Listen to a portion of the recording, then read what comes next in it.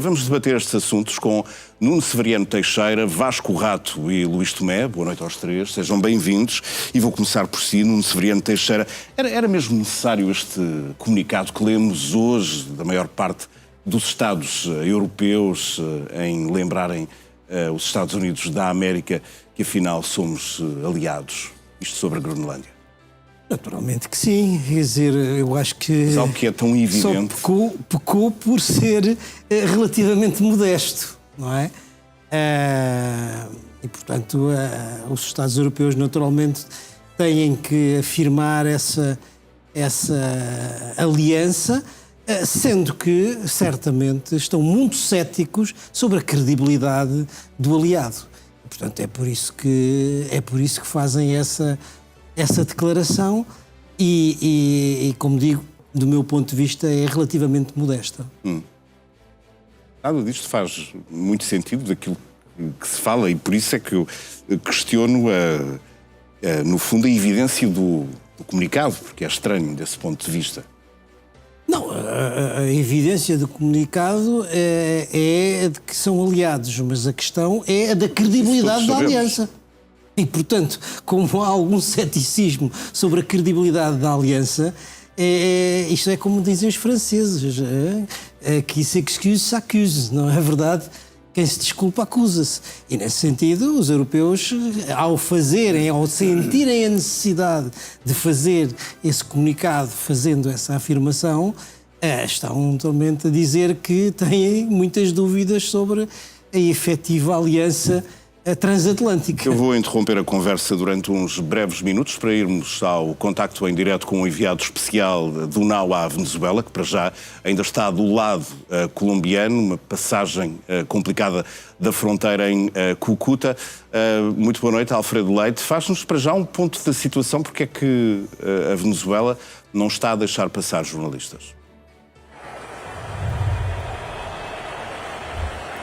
Boa noite, Pedro. Pois, essa é a grande questão. Nós fazemos essa pergunta aqui recorrentemente às autoridades. Eles nem sequer deixam os jornalistas chegar próximo da fronteira. Aqueles que tentaram veem a sua passagem recusada e alegam, nomeadamente, questões de segurança.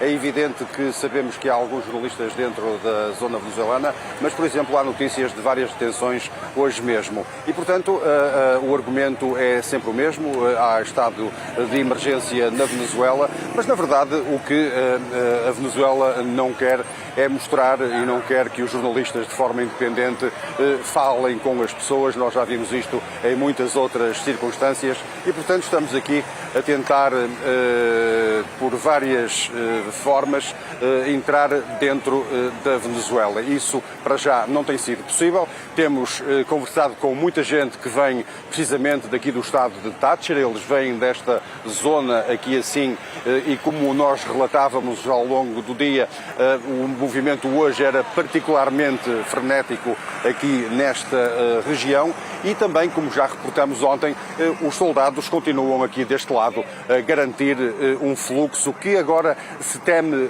mais porque há notícias de milícias, os chamados coletivos do outro.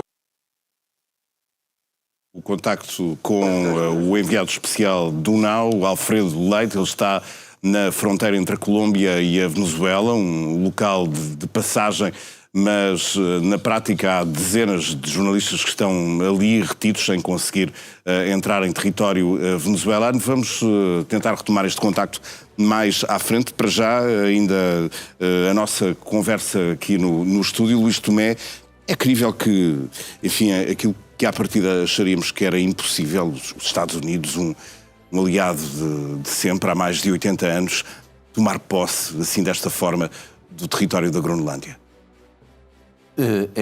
O desta forma é que eu não sei o que é que significa, porque ninguém sabe Esta a forma... noite foram colocadas várias hipóteses em cima da mesa. A compra da Groenlândia, um acordo de associação livre e a hipótese militar. E essa é a mais assustadora.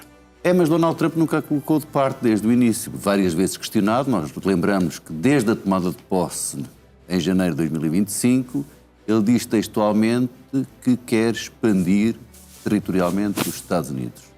Eu estou convencido que ele quer deixar esse legado na sua presidência.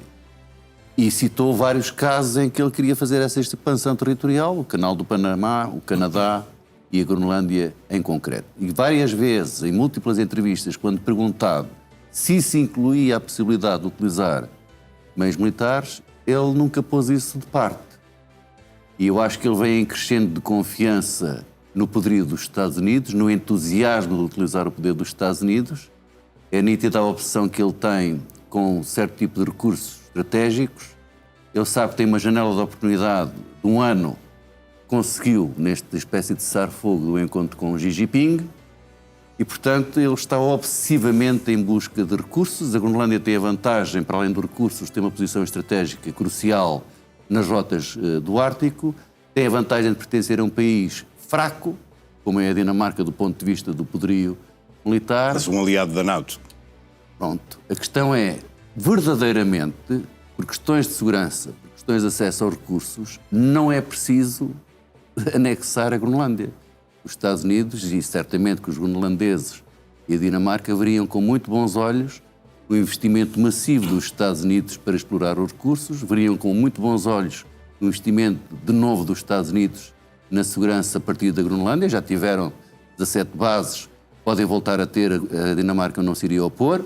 Aliás, tem havido até apelos nesse sentido por parte da Dinamarca e de outros países europeus. Ainda hoje, não é só a declaração dos países europeus que estávamos a discutir há pouco, há uma declaração dos países nórdicos, se dizem nórdicos, do Ártico e da NATO, a enfatizar que estão dispostos a colaborar, mas que o destino da Groenlândia e da Dinamarca está nas mãos dos dinamarqueses e dos groenlandeses, e que a segurança do Ártico implica o respeito pela Carta das Nações Unidas e a integridade das fronteiras existentes.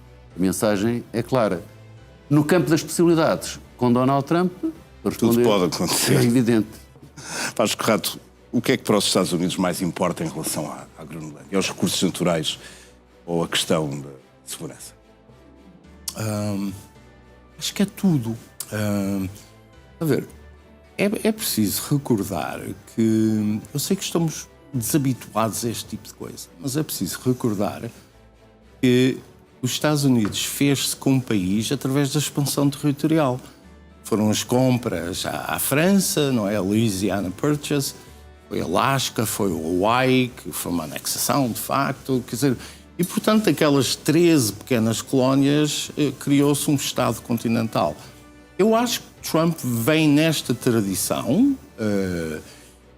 que é normal dos Estados Unidos. Quer dizer, pode não nos parecer a nós normal, mas se calhar há 80 ou 90 anos também nos parecia normal na Europa, diga-se passagem. Mas o que eu quero dizer é que não se trata aqui de uma espécie de ET, não é? De um extraterrestre que te diz nós queremos Canadá ou Groenlândia, ou seja o que for. Isto faz parte, quer dizer, isto está no ADN, se quiserem, da política externa do Estado americano. Agora, o que é que em concreto... Foi uma ADN adormecido durante décadas.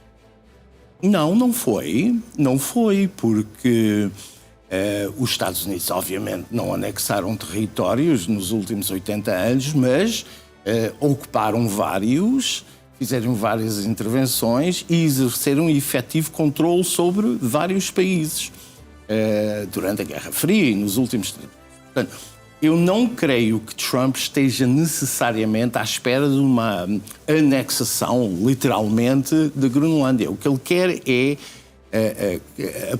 A palavra normalmente, ou a frase que normalmente utiliza é take over, ou seja, tomar conta de... Tomar conta pode-se fazer de uma forma mais evidente, como seja através da anexação, ou faz-se de outras formas, através dos acordos. Aliás, essas opções foram hoje estipuladas. Agora, vamos lá ver, do ponto de vista de Washington, o mundo mudou. E uma das coisas que agora é necessário fazer, visto Washington, é controlar as Américas e ter a certeza que há segurança, que os interesses americanos não sejam questionados no Ártico, por causa da abertura da passagem do Noroeste Há imensa atividade submarina e naval naquela região, a chinesa e russa. Mas também é possível fazer isso no âmbito da NATO.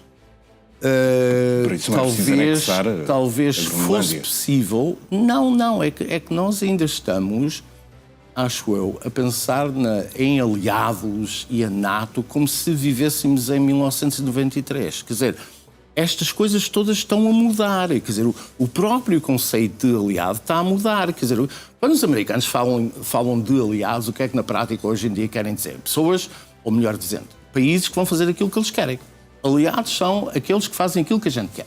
Ponto final. Quer dizer, isto é uma nova forma de ver o que é um aliado. Isto não tem nada a ver com a ordem multilateral, com a NATO, como uma organização de iguais, formalmente, pelo menos. Quer dizer, portanto, estamos a assistir a uma viragem total na forma como muitas destas relações se irão desenvolver no futuro. Quer dizer, toda a gente diz, toda a gente reconhece que Trump é transacional, mas depois fica muito surpreendido quando ele aborda os aliados exigindo coisas. E esta mudança no Severiano Teixeira nas relações entre aliados implica necessariamente o fim da Aliança Atlântica? Não sabemos se implica o fim da Aliança Atlântica. O fim da Aliança Atlântica, tal como a conhecemos, já acabou. Acabou. Agora, em relação à questão que o Pedro estava a levantar, eu acho que é preciso olhar para a estratégia de segurança nacional recentemente publicada para perceber o que é que está em causa quando Trump diz que é absolutamente fundamental para os Estados Unidos o controle da Groenlândia. Ele diz três coisas, portanto, ao definir aquilo que é a sua esfera de influência, a que ele chama o hemisfério ocidental, é preciso ir ver o mapa que lá está, e o mapa que lá está vai desde a Terra do Fogo até à ponta norte da Groenlândia. E quais são os critérios, ou quais são, digamos, as condições que ele define, ou que a estratégia... Portanto, o mapa da Groenlândia fica exatamente do lado do hemisfério ocidental. E completamente dentro do hemisfério ocidental, digamos. E depois é preciso ver, digamos, quais são os objetivos ou quais são as condições da hegemonia americana sobre o hemisfério ocidental. E basicamente são três que ele refere. É a questão do narcotráfico, que não se aplica ali, e depois é o controle económico dos recursos materiais e as questões da segurança. E estes dois pontos são fundamentais. E a questão da segurança, o que é? Eliminar a influência das potências exteriores ao hemisfério ocidental dessa área que considera sua. E estes dois pontos estão, digamos, claramente em causa quando se fala da Groenlândia. Estão porque tem a questão dos recursos naturais, petróleo e os materiais raros, e tem a questão da disputa sobre o controle do Ártico, que hoje é estrategicamente fundamental. E que é feito pela Rússia e pela China. A Rússia, pela China, o Canadá também, enfim, a Noruega, mas justamente eu acho que é a sensação que tenho, claro, ninguém sabe cá fora, não é? Mas a sensação que tenho é que as condições que vai exigir o controle da Groenlândia, que já vimos quais são as possibilidades, desde a compra à criação de uma associação especial, que não sei se é isso que ele quer, até o controle territorial, vai depender daquilo que ele entenda que é fundamental para os seus objetivos. E isso nós não sabemos. Agora, o que sabemos é que se for absolutamente fundamental para os seus objetivos o controle territorial, na minha opinião, ele não hesitará em fazê-lo. Já não faltará muito tempo, ele falou em 2 semanas, dias, sim, por aí. Luís, hoje tivemos uma imagem completamente diferente, com os aliados da Ucrânia reunidos em Paris, mas se os aliados da NATO, sobretudo, começarem a ficar muito preocupados com aquilo que pode acontecer na Groenlândia, não vão perder o foco, que é a Ucrânia e que é a ameaça russa neste momento? Há essa possibilidade, mas a NATO, a sigla NATO, eu tenho dito, hoje significa No Alternative to Obsolescence. Se os países europeus e o Canadá estão na NATO não perceberem que esta aliança já não é o que era, perdem o foco não é só da Ucrânia, perdem o foco da segurança europeia, perdem o foco do mundo em que vivemos. Agora, os países europeus estão confrontados aqui com vários dilemas. E se faz parte da estratégia de Donald Trump uma certa imprevisibilidade, mostrar que as regras do jogo são completamente diferentes, nós temos num dilema acrescido, porque já não é só enfrentar a Rússia, não é só competir com a China, é enfrentar e competir com os Estados Unidos. Se nós associamos a segurança europeia ao desfecho da guerra na Ucrânia, isto condiciona-nos na abordagem que temos com os Estados Unidos. E isto significa que não podemos desligar o processo da Ucrânia e isto que aconteceu, que está a acontecer na Venezuela, àquilo que são a retórica, que é a retórica que vem desta administração em relação à Groenlândia. Agora, no limite, queiramos ou não, se a administração Trump, se o presidente Trump quiser controlar territorialmente, anexar territorialmente a Groenlândia, não há possibilidade nenhuma dos países europeus se oporem.